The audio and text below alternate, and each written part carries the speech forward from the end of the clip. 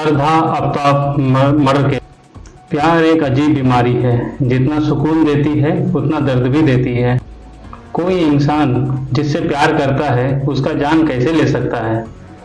आज आपको जो क्राइम कहानी बताने वाला हूँ, इंडिया क्या पूरा दिल्ली समेत पूरा इंडिया को जो है झंझोर के रख दिया। साल 2018 करीब 24-27 साल की श्रद्धा नाम की एक लड़की मुंबई के एक कॉल सेंटर में काम करती थी। उसी कॉल सेंटर में एक 27 साल के एक कप्तान नाम के लड़के से मुलाकात होती है। श्रद्धा के माता पिता 2016 से ही अलग रहते थे। श्रद्धा और उसका छोटा भाई और माँ तीनों अलग रहते थे एक साथ, और पिता जो है इन सब से अलग रहते थे। और श्रद्धा यही सब देख के जो है उनका मानसिक स्थिति ठीक नहीं रहता था, और श्रद्धा जो है इमोशनली बहुत परेशान रहा करता थी। आफ्ताब से दोस्ती होने के बाद श्रद्धा को बहुत लंबे टाइम बाद जो है खुशी महसूस हुआ, और आफ्ताब हमेशा उसे स्पेशल फील कराने की कोशिश करते रहता था। और धीरे धीरे आफ्ताब जो है उसके करीब आने लगा था। श्रद्धा और आफ्ताब जो है एक दूसरे से बेहद प्यार करने लग गए थे। एक साल के अंदर जी दोनों ने डिसीजन किया कि हम दोनों जो है रिलेशनशिप में जो है रहेंगे। एक साल के अंदर दोनों ने डिसाइड किया दोनों लिव इन रिलेशनशिप में रहेंगे। साल 2019 से जो है दोनों एक साथ रहना शुरू कर दिए थे। उसके लिए उन दोनों ने जो है मुंबई पे जो है एक किराया का मकान ले लिया था। श्रद्धा के माता पिता जो थे बिल्कुल भी आफ्ताब को पसंद नहीं करते थे। आफ्ताब मुस्लिम था और श्रद्धा एक हिंदू परिवार से थी। श्रद्धा के माता पिता जो थे दोनों ही नाखुश थे। उसकी माँ इस सब बात से बहुत दुखी थी। श्रद्धा ने यहाँ तक कह दिया था कि मैं अपने परिवार से अब कोई मतलब नहीं रखूंगी, क्योंकि मैं जो है आफ्ताब के साथ रहना चाहती हूँ। उसके बाद से जो है श्रद्धा ने अपने पूरा परिवार को जो है छोड़ दिया, और वो जो है आफ्ताब के साथ रहने लगी। श्रद्धा के माता पिता जो थे ये सबसे बहुत परेशान थे, और ना ही श्रद्धा उनसे मिलने आती थी और ना ही उनका कॉल लेती थी। श्रद्धा का जो खोज खबर है उसे सोशल मीडिया, फेसबुक या व्हाट्सएप से ही पता चल पाता था। ऐसा चलते चलते एक साल बीत चुका था। ये सब सोच सोच के जो है श्रद्धा की माँ का जो है तबीयत खराब रहने लगा, और श्रद्धा की माँ जो है बहुत बीमार पड़ गई ये सब का टेंशन ले लेकर। और कुछ ही दिन में जो है श्रद्धा की माँ की जो है देहांत हो गया। ये सब सुनकर श्रद्धा आखिरी बार अपने माँ को देखने के लिए पहुंची। इसी दौरान जो है श्रद्धा का मुलाकात अपने पिता से फिर से हुआ।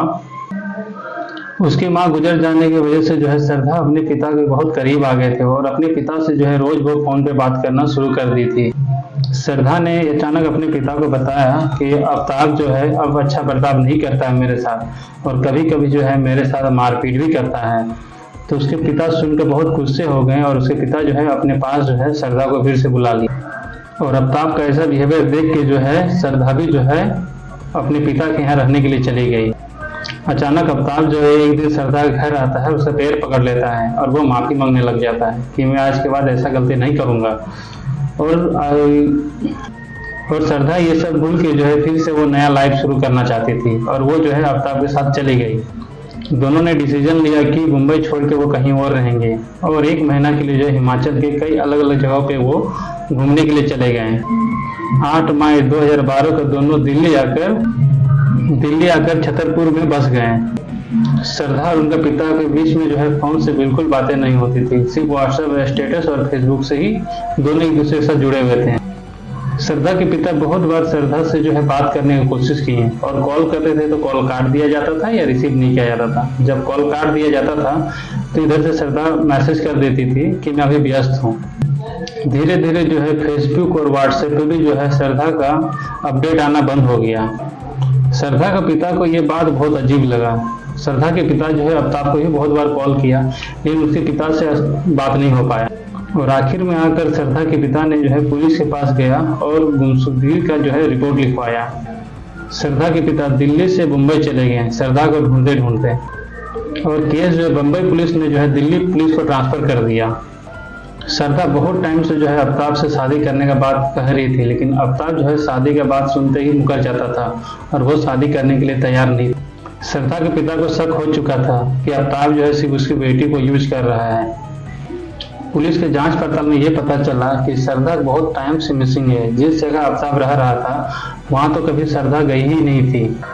पड़ोसियों ने बताया कि श्रद्धा जैसी दिखने वाली एक लड़की शुरू में रहा करती थी, लेकिन काफी वक्त से जो है वो लड़की आफ्ताब के घर नहीं आई है। लेकिन बहुत सारी लड़की जो है इस रूम पे आना जाना लगा हुआ रहता था और रात भर जो है आफ्ताब का ही घर में रही है। और ये सब सुनकर जो है पुलिस का शक आफ्ताब पर जो है बहुत ही बढ़ चुका था। एक दिन पुलिस ने जो है आफ्ताब को जो है अपनी हिरासत में ले लिया। जब पुलिस ने आफ्ताब के घर के सर्च वारंट पे जो उसके घर का पूरा छानबीन किया तो अजीब सा मीट मिला। पुलिस ने वो टुकड़े को जो है लैब टेस्ट के लिए भेज दिया। लैब टेस्ट से ये पता चला कि वो सारे टुकड़े जो है ह्यूमन बॉडी के हैं, मतलब कि किसी इंसान के शरीर के टुकड़े हैं। पुलिस ने जो है छतरपुर के आसपास के एरिया में जो है डॉग से सर्च करवाया तो उसी जंगल में जो है उसी ह्यूमन्स के मांस के और टुकड़े और हड्डी बरामद हुए। पुलिस ने जो है आफ्ताब से जो है जब थर्ड टॉर्चर देके जब पूछा तो आफ्ताब ने जो बताया वो सुनकर पुलिस के रोंगटे खड़े हो गए। दिल्ली में शिफ्ट होने के 10 दिन बाद ही जो है उसने श्रद्धा का गला घोटकर श्रद्धा को जान से मार दिया। लेकिन दिक्कत ये थी कि दिल्ली में आफ्ताब के पास कोई गाड़ी की सुविधा नहीं था। उसको आखिरकार समझ में नहीं आने लगा कि इस बॉडी को ठिकाने कैसे लगाएं। आखिरकार आफ्ताब जो है मार्केट गया, रूम फ्रेशनर और आयरी और डस्टबिन बैग जो है बहुत सारे अपने साथ लेके आया। आफ्ताब ने जो है श्रद्धा की बॉडी को जो है 35 अलग अलग टुकड़े में जो है काट दिया और उस मांस के टुकड़े को जो है अलग अलग बैग में भर के अपने नए खरीदे हुए फ्रिज में वो डाल दिया।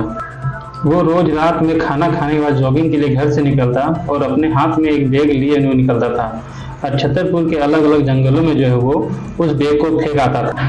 पूछताछ से तो ये पता चला आफ्ताब के लिए ये बात बहुत ही नॉर्मल हो चुका था। श्रद्धा को मारने के बाद जो वो डेटिंग ऐप पे गया और एक लड़के से डेट करने लगा। उस लड़के से डेट करते करते उससे मिलने भी लगा और उसे कई बार जो है अपने घर में भी लाया था और रात भर रखा हुआ था, जबकि श्रद्धा का कटा हुआ सर जो है उसी के फ्रिज में रखा हुआ था। आफ्ताब ने जो है अपनी कॉल सेंटर वाली जॉब से जो है फिर से ज्वाइन कर लिया था और उसी ऑफिस में जो है उसने एक और गर्लफ्रेंड भी बना लिया था और उसे भी जो है अपने फ्लैट पे कई बार लाया करता था। आफ्ताब ने जो है ये सब बातें जो है पुलिस के इन्वेस्टिगेशन के टाइम ही पुलिस को बताया था। आफ्ताब और श्रद्धा के बीच जो है कुछ ठीक नहीं चलता था, उन लोग के बीच जो है झगड़े होते रहते थे। और एक रात झगड़ा इतना बढ़ गया कि आफ्ताब ने जो है उसे मारा पीटा और उसे धक्का देके जमीन पे गिरा दिया और इसके सीने पे चढ़ के उसका गला इतना जोर से दबाया कि उसकी जान वहीं पे चली गई। और ये सब बातें जो है आफ्ताब ने खुद जो है पुलिस को बताया और ये सब करने के बाद भी जो है आफ्ताब के अंदर शर्म नाम की चीज नहीं थी। वो अकड़ को पुलिस को जवाब देता रहा और वो कहता रहा यस मैंने ही मारा है श्रद्धा को और मार के मैंने कोई गुनाह नहीं किया है। गलत इंसान से प्यार करने की वजह से श्रद्धा जो है आज इस दुनिया पे नहीं है। आपको क्या लगता है ऐसा सजा के लिए जो है अपराधी को क्या सजा मिलना चाहिए?